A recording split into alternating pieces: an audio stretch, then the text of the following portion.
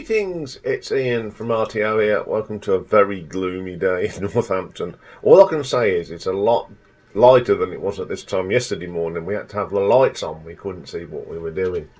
Anyway, we're going to kick off this week with part 3 of the Bob Dylan story. And we've reached the 1980s.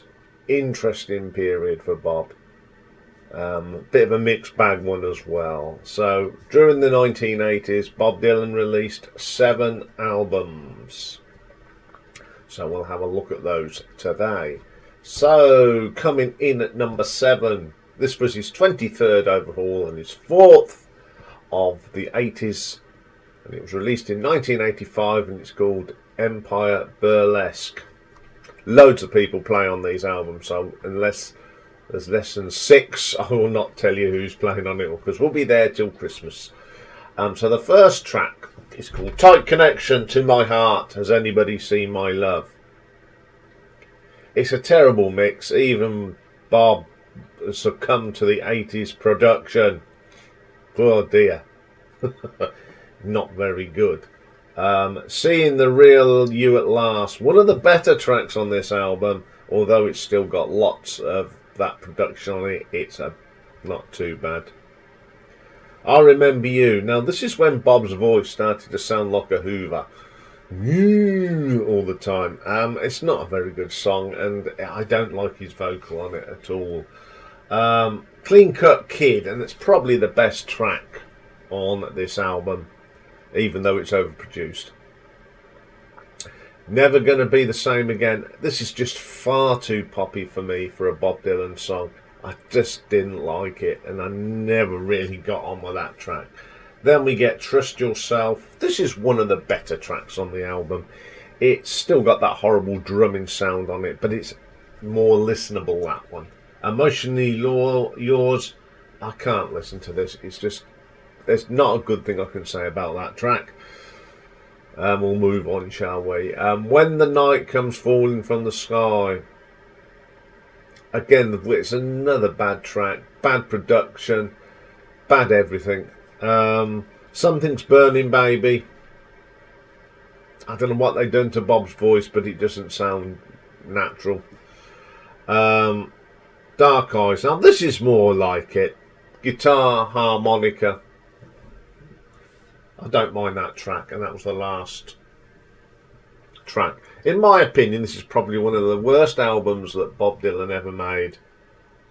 Usually, the usual thing, let's make a nice smooth 80s. It didn't work. Just keep him what he knows. It just didn't work for me. So I'm going to give this one an RTO ranking of 4 out of 10 because there are a couple of songs on here worth listening to. Okay, coming in at number 6. This is the 24th and the 5th of the 80s. It was released in 86 and it's called Knocked Out. Opens up with a Little Parker Jr. number called You Wanna Ramble. The drum, it doesn't sound right. These classic songs. Oh dear. Yeah. The drum work doesn't work for me on that one. Then he does a Chris Christopherson song, They Killed Him. I like this track, but this version, it's insipid. There's kids singing, it's just insipid. Drifting Too Far from the Shore. I like everything good about this except the drum. Love the guitar though, absolutely great. But the drum, no. Precious Memories, which is a traditional folk song. This is a more reggae version of it. Yeah, it's quite good. I don't mind that one. Maybe Someday. It's okay, but I wouldn't jump up and down for joy for it. Then we get a track that's 11 minutes long and it's called Brownsville Girl. It's just far too long. Sort of meanders through. Not very memorable. But my favourite track on here is a track that was written, he co-wrote with Tom Petty, and it's called Got My Mind Made Up. Brilliant song. It's got that Tom Petty feel to it as well. It is probably one of the better songs of the 80s, full stop. So yeah, I don't mind that one. Under Your Spell. It's okay. Once again, that was the last track. Once again, it's got that 80s, that horrible 80s tinge production on it. The saving grace is Tom Petty's song, to be quite honest. So I'm going to give that an RTO ranking of 4.5. Okay, coming in at number 5, we have the 20th album, the first one of the 1980s, released in 1980, and it's called Saved. On here is Bob Dylan on guitars and harmonicas and keyboards and vocals, Carol Dennis backing vocals, Tim Drummond on the bass, Regina on backing vocals, Jim Keltner on drums, Clyde King on backing vocals, Spooner Oldham keyboards, Fred Tackett guitar, and Mona Lisa Young on the backing vocals. Terry Young does some keyboards as well. A Satisfied Mind, not too bad, very gospel-y. This is when he was in the Christian years. It's okay, it's a short little thing. Then we have the title track, Saved. I do like the piano on this, I must admit. It's one of the best tracks on the album. It's going back more to that conventional Bob Dylan sound. Covenant Woman isn't too bad either. Really nice keyboard runs on this. What Can I Do For You? What can I do? Hang on, start again. What Can I Do For You? That's better. It's got some smoothiness on, but it was just coming, that sound was starting to change, but it's not a bad track. Solid Rock's pretty cool, good little rocker. I don't mind that one. It's not bad for, it's got a nice tone to it. Pressing On, very gospel-y. It's okay, I can cope with that one. In the Garden, I just wish I'd get rid of the backing vocals. It just doesn't do anything on this for me. It's a good vocal from Bob though. Saving Grace, it's not too bad. Pleasant enough track. Are You Ready? It's a bluesy track and the backing vocals are really good album. It's a good track to end this mediocre album. It is, I said, it's mediocre. It's not. It's a lot better than some of the others that you could put out in the 80s. So I'm going to give this an RTO ranking of 6 out of 10. Okay, coming in at number 4. The second album of the decade from 1981, his 21st, and it's called Shot of Love. Lots of people play on this. The title track's the first track, Shot of Love. I like this track. It's a great vocal from Bob, more like what I like. Heart of Mine, really good track. Nice vocal from Bob on this. So just a solid track. Property of Jesus. The vocal on here sounds a bit whiny. Lenny Bruce, some of the best guitar work on the album. Pretty good track. Watered Down Love, another pretty solid track. Great guitar, great vocals, really strong track. The Groom's Still Waiting at the Altar, I'd say it's my favourite on here. It's a nice little rock bluesy number, one of his best vocal on this album. It's terrific. Dead Man, Dad Man, it's got a bit of that reggae feel to it. I don't mind that at all. It's a good vocal from Bob as well. In the Summertime, classic Bob Dylan, guitar, harmonica, vocal. Really good vocal as well. Trouble, again, one of the nice best tracks on the album, that rocky blues feel to it. Every Grain of Sand, back to the harmonica and guitar. It's not a bad track to end the album. Well, this is certainly an album of two halves. I think the side two's the better. It's got some great tracks on it. So I'm going to give this an RTO ranking of 6.5. Okay, coming in at number 3 is 25th album. And number 6 of the decade, Down in the Groove.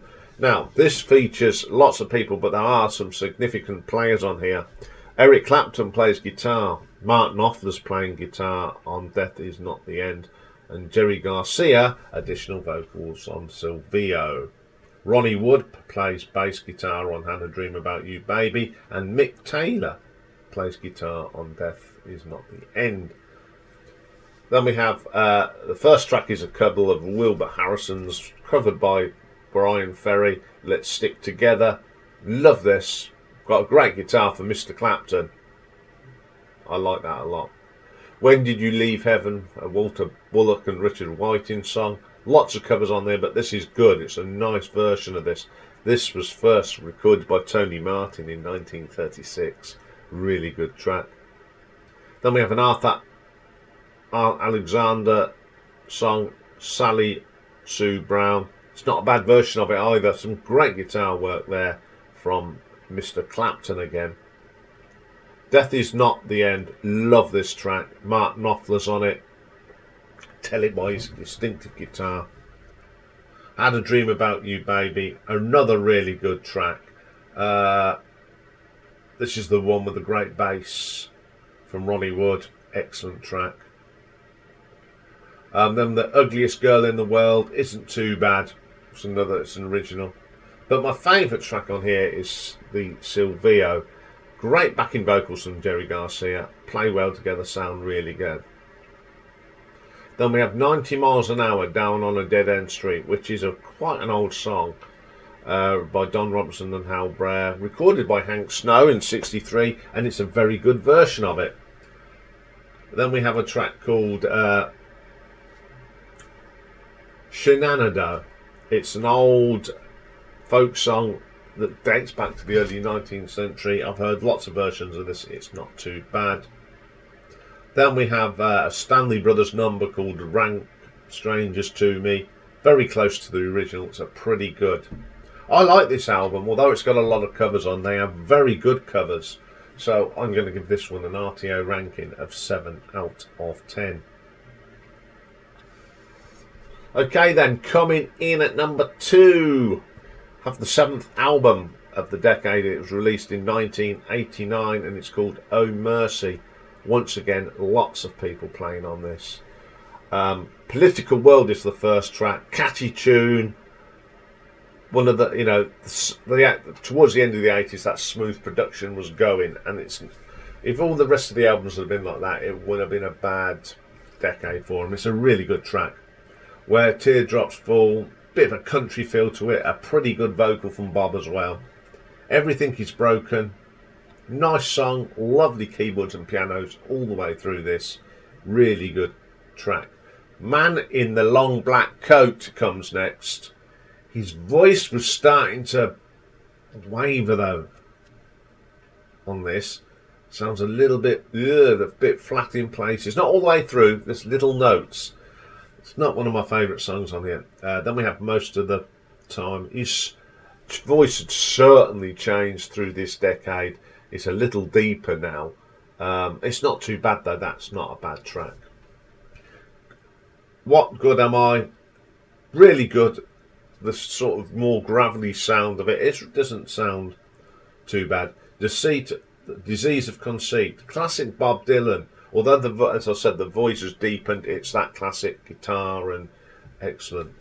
What Was It You Wanted?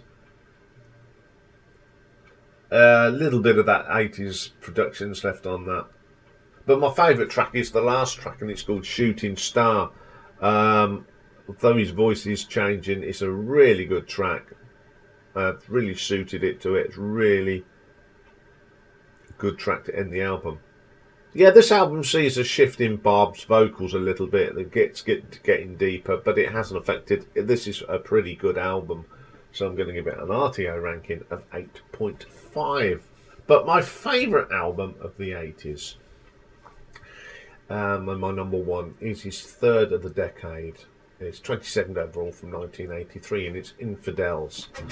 Bob Dylan's on here doing the usual. Alan Clark on keyboards, Sly Dunbar on drums, Claudie King on vocals on Unknown, Union Sundown, Mark Knopfler on guitars, Robbie Shakespeare on the bass, Mick Taylor on guitars, and Ben Montench on keyboards.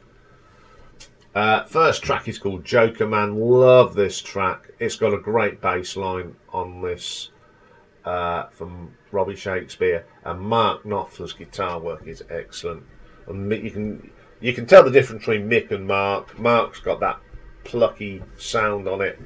Very good track. Sweetheart Like You, great track. A fantastic vocal from Bob. Lovely keyboards, and the guitar work between Mick and Mark is brilliant. My favourite one on here is probably my favourite track of the 80s by Bob, and it's Neighbourhood Bully.